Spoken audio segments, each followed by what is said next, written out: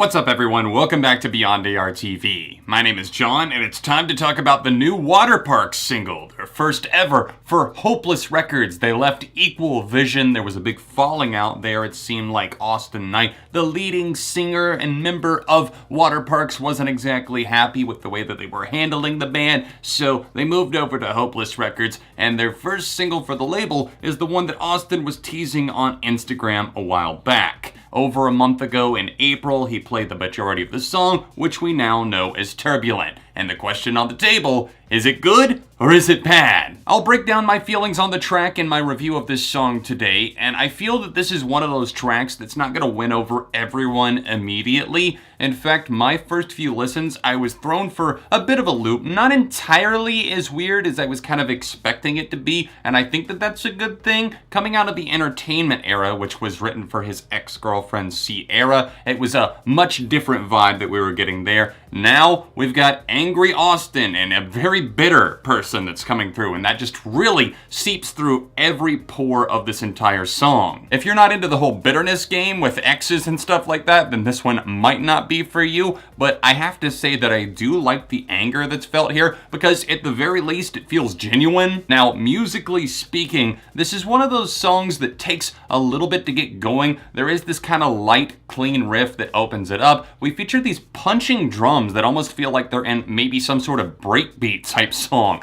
and it gives me kind of the vibes of like a Jeremy Johns outro.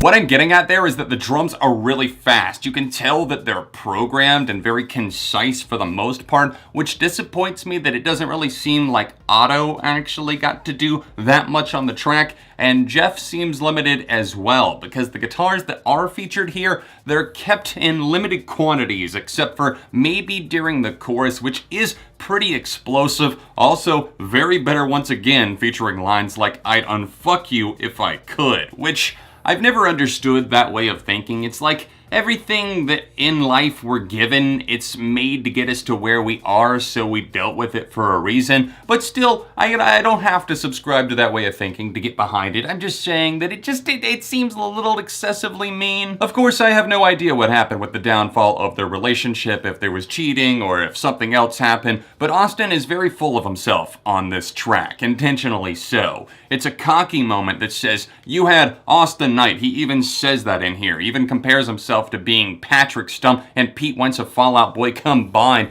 and then saying that you had all of that, but you got a little too full of yourself and then you gave me up. And the outro of the track, before we fade into the instrumental, it's a very, very quick song, only about 2 minutes and 40 seconds in length. But before we get to that instrumental break that really just kind of guides the song into nothingness, which I don't really care for the ending part. It just seems like for such a short track that it fizzles out kind of quickly, but I do like that big build up and swell that we get, the instrumentation that just feels like a wall of noise coming at us, and some kind of shouted vocals in the mix as well, those big drums. But before that, there was a line that did stick with me. He says, "You had a taste of the life, but you grew complacent, and sanity laced itself up in the back of your mind, and that's where you left me to die." I think that that's probably the most telling sign that we get on the entire track, and that stands out for good reason. I feel that maybe once we get to that part, I can understand the reasoning for being so angry and so bitter. It's a jaded track that sees someone losing their way and trying to figure things out, get themselves back on a path towards something, but before they do that, they need to check off some boxes, the stages of grief, and one of them is anger,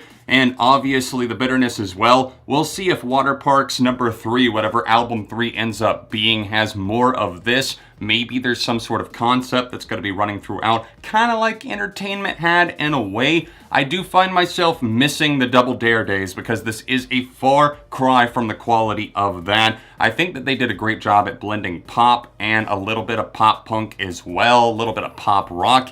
And here, this just feels a bit too manufactured, and also the lyrics, like I said, it's hard to entirely get behind them, because even when bands like Fall Out Boy that he references in this track did it back in the day, I don't know, it just seemed more tasteful. This just feels like putting somebody on blast. I love the title of the song, Turbulent. That's a very good title. I'm surprised I had never seen that used before, and I've always been kind of fascinated with that word for whatever reason, the kind of shakiness, you know, if you get on a flight or something, turbulence. But the main question here, what it boils down to, is Turbulent good or bad? I'd be inclined to say it leans a little bit more towards the favor of the good side, which is a great indication for whatever could come. Again, I was expecting worse for whatever reason, because Entertainment, despite there being some great songs on there, it didn't continue to resonate with me in the way that their debut Double Dare did. But this being the lead-off single here, I think it's kind of a weird choice. I mean, there's 13 F-bombs in the track, so some kiddies out there might need to plug their ears.